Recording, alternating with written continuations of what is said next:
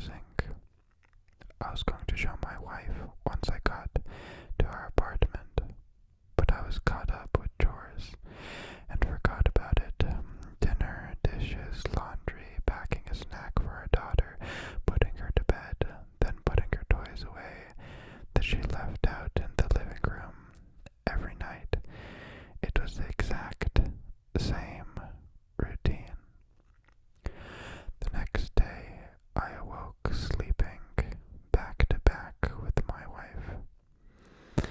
I always had to get up early than she did for my job, so I quietly got ready for the day and headed out the door.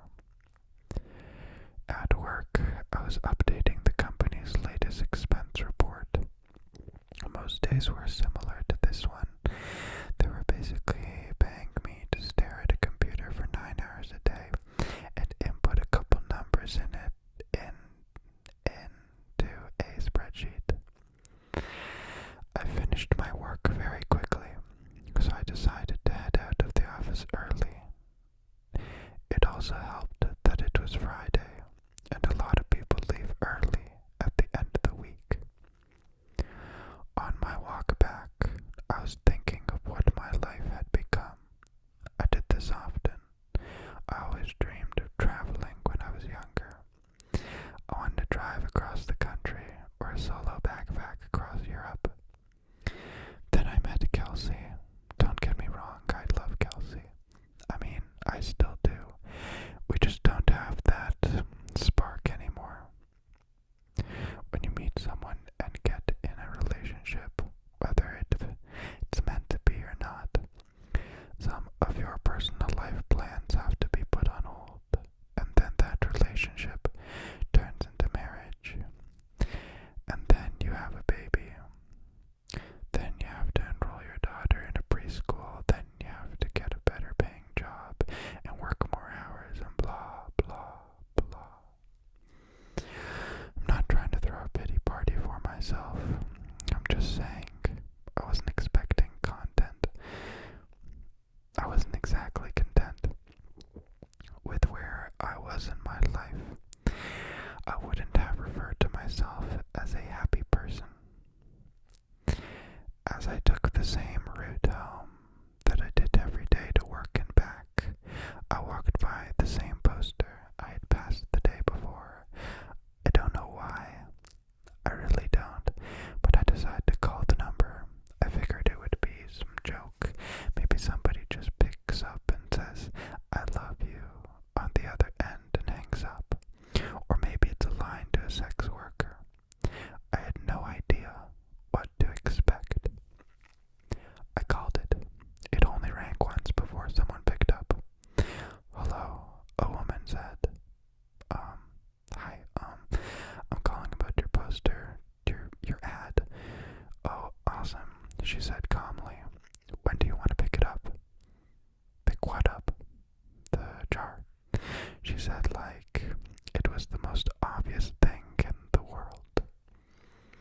Oh, of course, I realized then that I had left work early without telling Kelsey, so I could just go pick it up now, and she'd be none the wiser.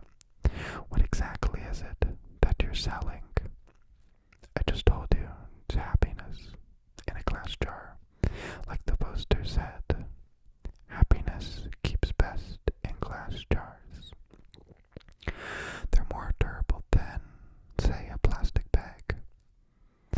"I'm okay. Should we meet somewhere?" "For sure. I don't want you to end up being a creep or something, so let's go to a public place." The public place we decided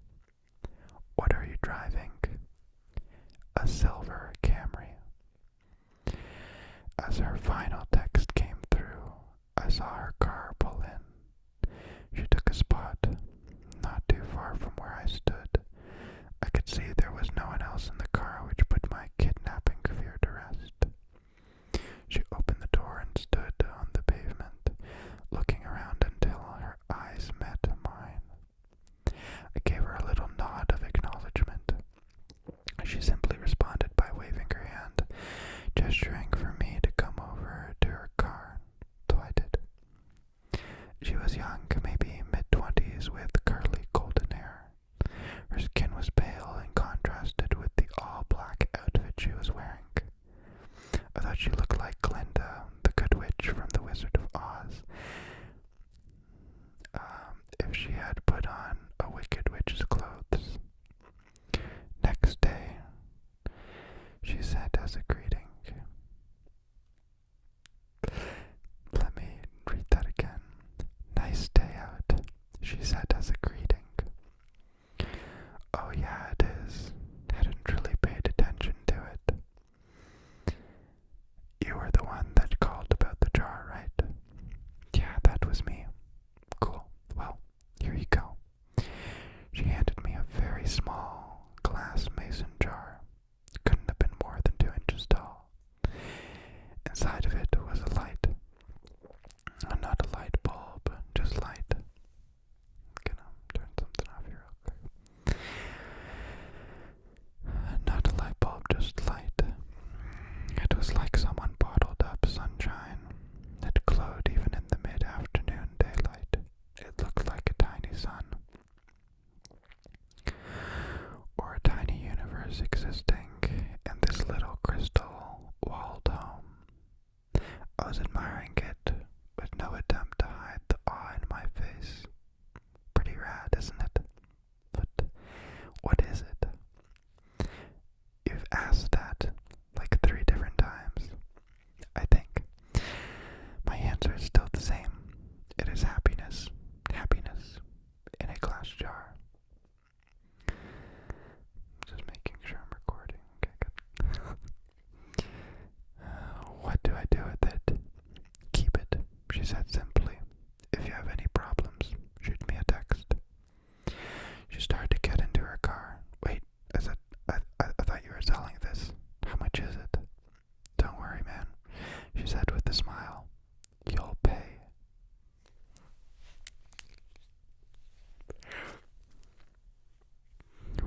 She closed her door, and I stepped out of her way as she backed up and drove off.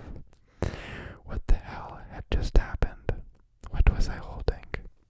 I looked down at the jar again. Its radiance was simply mesmerizing.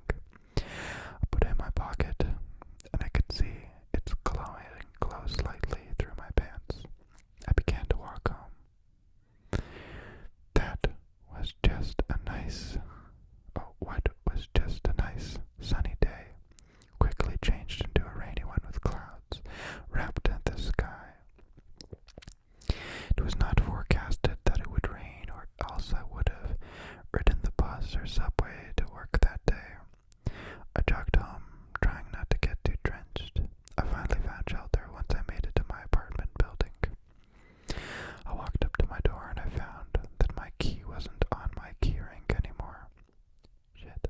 I can't believe I lost it again, I thought. I knocked on the door and said it was somewhat loud. Oh, and said it in a somewhat loud voice. Hey babe, it's me. I don't know what happened to my key. I heard the door being unlocked from the other side. When the door opened, I was greeted by a large, heavy-set man with greasy hair and an unkempt goatee. He said, oh, I think you got the wrong door, bud. Oh, I said, disoriented. My bad. Sorry. Have a good one. He let out a chuckle as he closed the door. Apartment number 33. I know that was my apartment. I know it was. I'd been in apartment 33 for 5 years now. But that was not my apartment. From what I could see inside, all the furniture was different. It was painted a different color. It was all wrong. I felt like I'd hit my head and was drugged. In that moment, nothing made sense.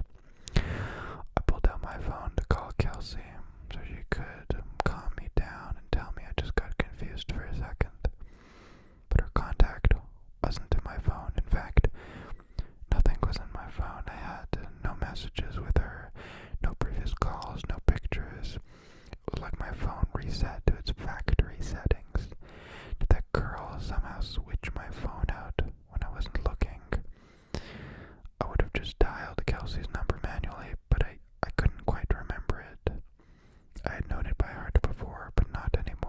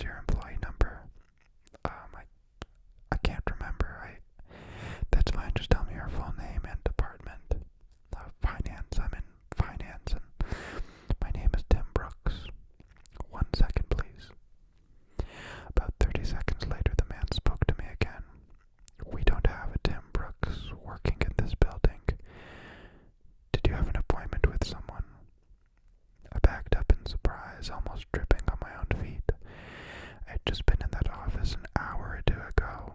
What happened to me? I felt like I was getting Alzheimer's, but going through every stage in one day. I stared at my hands, unsure if I was in the right body. I felt like the world around me was disintegrating. I wasn't in control. I was merely sitting inside someone else's head, watching the world through their eyes. Just then I got a text. I recognized the number immediately. It was that girl, the one who gave me the jar. I had forgotten all about it until I saw her text. "Hey, how's it going?" I looked at my phone, dumbfounded. It made me angry. She was so nonchalant about this. She knew what was going on. She had done this somehow. "What the hell did you do to me?" "The worst is yet to come," is what she said. I was astronomically close to just chucking my phone as far as I could in frustration. I took the jar out of my pocket. It looked unchanged, still glowing, just as bright. "What the bleep did you do?" I yelled at the jar, realizing I probably looked like a lunatic. As I stared at its glistening glass, I realized something. I don't know what my wife's face looked like anymore. I knew her name. I know it started with a K or maybe a C. I couldn't picture her in my mind. I knew I had a wife. I know I did, yes, because I had a daughter. I had a wife and a daughter. I just couldn't remember their faces then, or their names, or their birthdays, or any memories I had with them. I know they existed. They did exist. I had just seen them that morning, right? I couldn't remember how she looked or what she smiled like. What was our first date?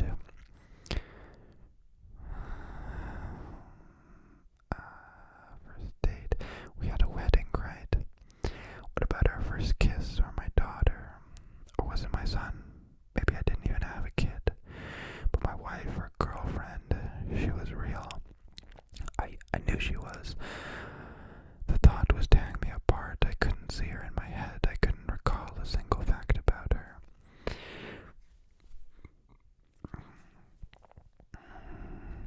I was standing outside of the same building, but I was unsure why I was. Did I work there? I must work somewhere. The rain was accompanied by a chilly wind now. It was whipping out of my face, making my nose and cheeks sting. I wanted to go home. I wanted to be with her. I wanted to be warm. I wanted to go into a shitty office job that kept a roof over my head. I wanted it all. I was soaking wet. I was miserable. I couldn't remember my parents or my childhood. Did I even have any friends? Why was I in the rain? I looked down at my hand and I was clutching a jar. The only memory of my entire life I could concretely remember was that girl giving it to me, telling me it was happiness. It did not bring happiness. It brought pain, brought amongst suffering. I was more miserable in that moment than I'd ever been. My phone buzzed. "Break the jar, Tim." I looked at my other hand. With the setting sun and the rainy sky, I swear the jar glowed brighter than any street light near me. I didn't break it because I was following her instruction. I broke it because I was angry. I broke it because I was upset. I needed a release. I raised my arm above my head and brought it down with one swift motion, shattering the jar on the concrete beneath my feet. That dark, chilly air accompanying the rain spread away like it was a shockwave of a bomb going off, and I was at the epicenter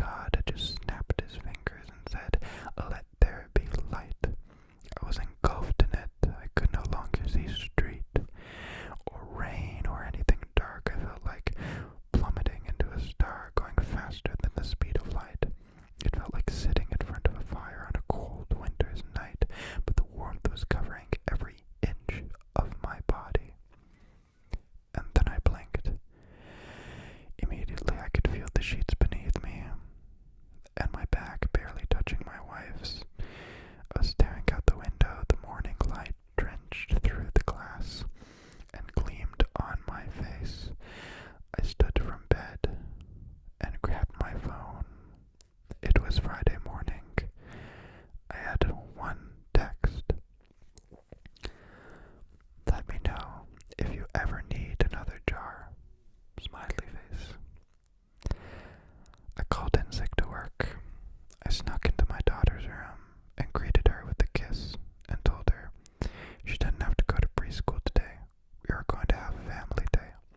She smiled and stretched her arms with a yawn before curling up and falling back asleep. I got back in bed and squeezed my wife tightly. I didn't let go for hours. Our daughter came into our room and woke us up eventually. She was jumping on the bed and shouting for us to wake up. Yesterday, I may have found this annoying. Yesterday, I may have found a lot of things annoying, or monotonous, or dull. But not today.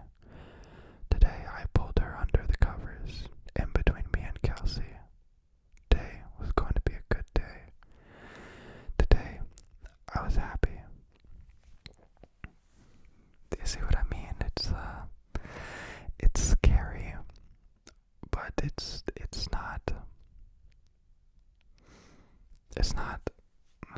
not like a scary movie. This one in particular, I couldn't have thought of a better story to share with y'all. That was very, very, very pleasant.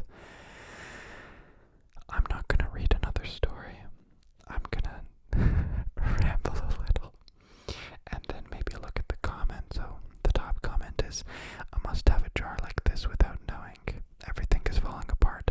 Must find jar. Must break jar. Must. Yeah, I love those. I can't believe I haven't read them in a while. Life just got really busy. Too busy to read. I haven't read in a while. That was great. Everything I felt there, that was great. I don't want to become a writer. I'm not good at writing. I'm good at reading. I've never been in anyone else's body, but I like reading because when I read, I can feel what I'm reading. I can smell it. It's not just picturing what's happening. It's living it. I can live what I'm reading. And tonight when I go to sleep, I'll probably have a dream very similar to what I just read. And yeah, I like that. I like that a lot. Pardon me. Yeah. There's been a lot of dull feeling around me and people around me, and it's crazy how a little story like that with such a meaning can completely snap you out of something like that. This is a very personal story that I'm just going to share in 2 sentences.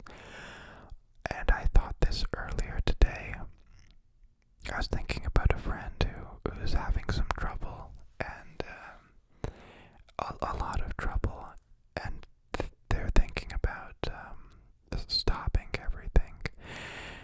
And what made me completely stop having those kind of thoughts was going to my friend's funeral and seeing his father crying, just devastated.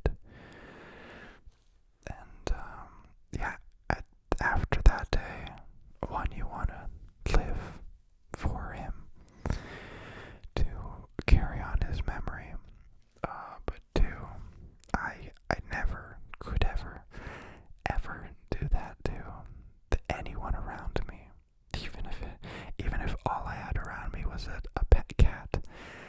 I could never impose that feeling onto them, that devastation. That got very real. Thank you for listening. It felt good to share. Yeah, really, really good story. I love the moment where I got like the strongest chills I've had in a long time. was such a pleasant story, and the entire time I was waiting for the twist, and it was a really cheesy twist. Like, oh, don't worry, you'll pay. You'll pay. Yeah. Take care of yourselves. Do more of what you love. I'm gonna try and read a lot more.